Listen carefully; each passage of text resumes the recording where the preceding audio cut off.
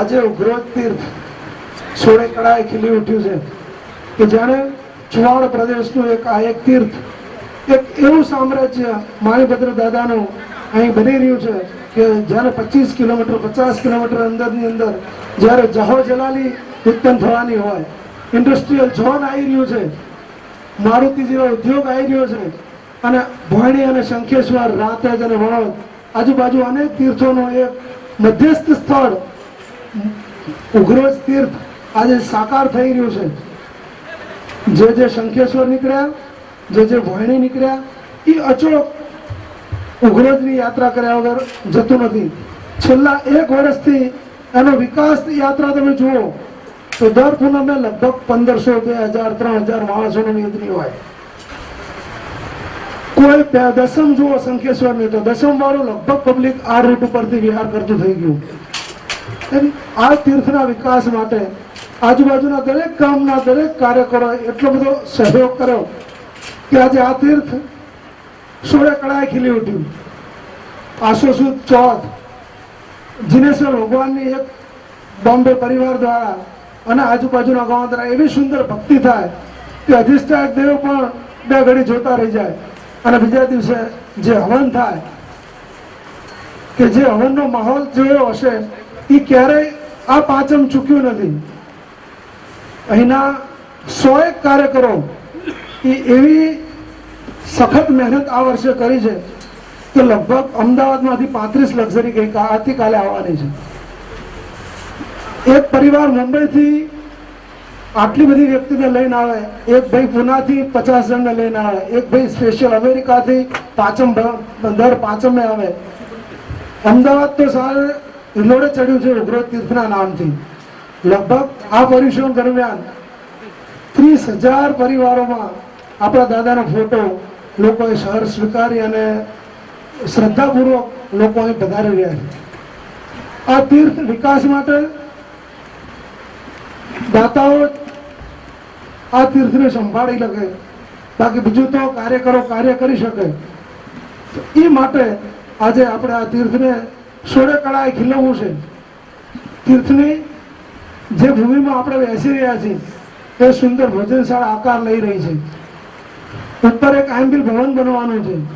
દર વર્ષે સુંદર હોળીનું આયોજન થાય અને મુખ્ય વસ્તુ તો એ છે કે 450 વર્ષ પ્રાચીન પ્રતિમા ખાલી માત્ર દેરીમાં હતી એ આજે તીર્થમાં પરિણમી છે. અને બીજી વસ્તુ છે કે ભવાણી શંખેશ્વરનો વિહાર રૂટ સાધુ ભગવંતોને એક પણ પ્રકારની તકલીફ ના પડે એ આ સંસ્થાએ સ્વીકારી છે જવાબદારી કે અહીંથી 25 કિલોમીટરના અંતરે પણ કોઈ પણ સાધુ ભગવંતને કોઈ પણ જરૂરિયાત હોય તો આપણી સંસ્થા એને છેલ્લા 8 વર્ષથી સતત પ્રયત્ન કરીને પૂરી કરે છે. આજુબાજુમાં 10-12 એવા ગામો છે કે જ્યાં દેરાસર છે, બાકી જૈનોની વસ્તી રહી નથી. તો એનું સંકલન પણ આ સંસ્થા કરવા વિચારી રહી છે કે આ તીર્થ દ્વારા આજુબાજુના દરેક ગામ, દરેક દેરાસર, ઉપાશ્રય કે પાંજરાપોળ સંસ્થાઓ કે સાધર્મિકોના કામ આ તીર્થ દ્વારા થાય. કારણ કે આપણે ત્યાં માણભદ્રની સાધારણની આવક બનવાની છે. 2-4 વર્ષ હજી તકલીફ પડશે, પણ પછીના વર્ષોમાં શું, પછી પૈસાને શું કરશો? માત્ર સાધારણની આવક આ તીર્થ દ્વારા, જેમ મહુડી આગલોડની, વિજાપુરની જે છે એ પ્રમાણે આ ઉગ્રોતની પણ આવક બનશે.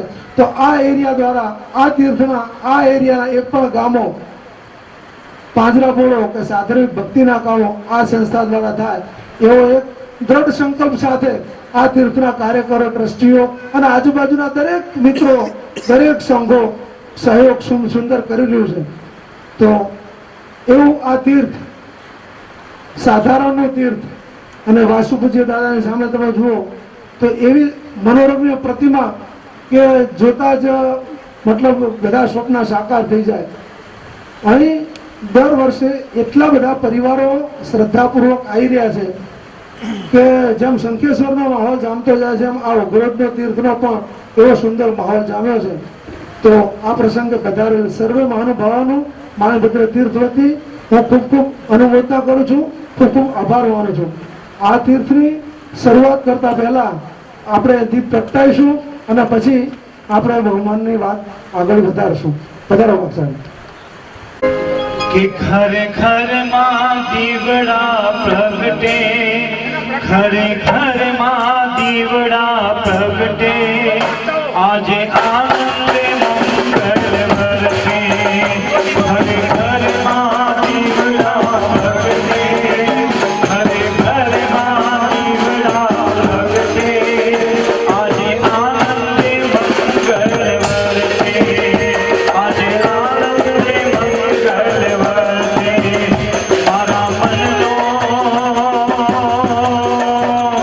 મારા મનનો મુરલિયો ટહુકે,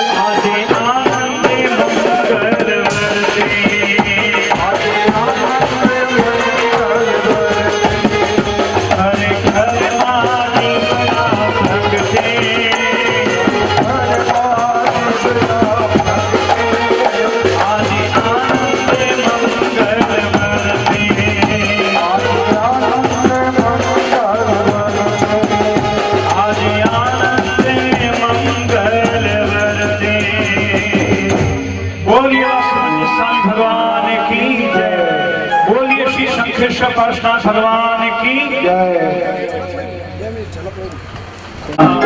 तारणहारा कब तेरा दर्शन होगा, जिनकी प्रतिमा इतनी सुंदर वो कितना सुंदर होगा, वो कितना सुंदर होगा। बोलो नाम है तेरा तारणहारा कब तेरा दर्शन होगा, जिनकी प्रतिमा इतनी सुंदर वो कितना सुंदर होगा, वो कितना सुंदर होगा।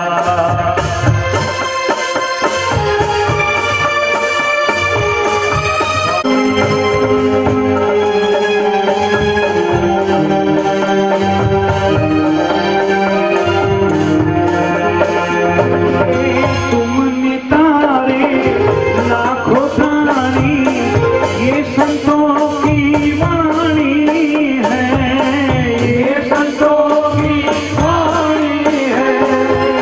तेरी छवि पर मेरे भगवन ये दुनिया दीवानी है, ये दुनिया दीवानी है, ये दुनिया दीवानी है, ये दुनिया दीवानी है।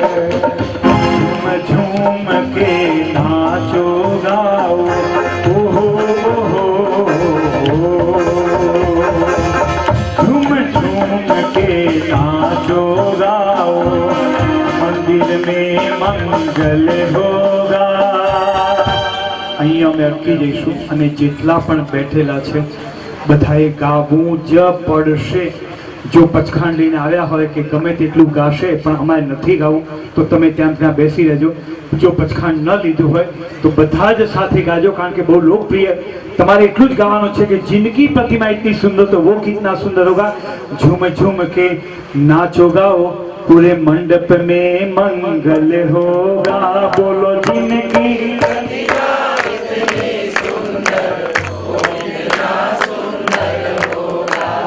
અહીંયા 7 બહેનો અહીંયા 2 ભાઈઓ ગાય છે ને તાળી પાડે છે, બાકી બધા હાથ આમ કરીને અમે અમારી ભક્તિ પરમાત્માની ભક્તિ જ્યારે પણ કરાવીએ ત્યારે ખાસ એક આગ્રહ રાખીએ કોઈ પોતાની અદબ વાળીને, કારણ કે એમાં અમારી ભક્તિ બંધ થઈ જાય છે, ભાવના બંધ થઈ જાય. જ્યારે પણ ભક્તિના દરબાર બેઠા હોઈએ ત્યારે 2 હાથ આવી રીતના જોડીને બાંધવા નહીં અને ટેકો બેસવું નહીં. એમાં શું ખીલો ઠોકાય એવી રીતના ભક્તિ ઠોકાઈ જાય.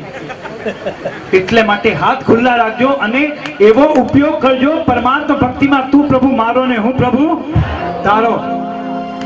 હમણાં મારા પરમ કલ્યાણ મિત્ર હિતેશભાઈ એમના કાકાશ્રીને ઓળખાણ કરાવી, એમાં વળી પાછું એમણે બહુ મહત્વની વાત કરી કે આમ તો ફોરેનમાં હોય છે પણ અહીંયા પણ ખરેખર તમને કહું છું આ વખતે મારી પાસે સમય નહોતો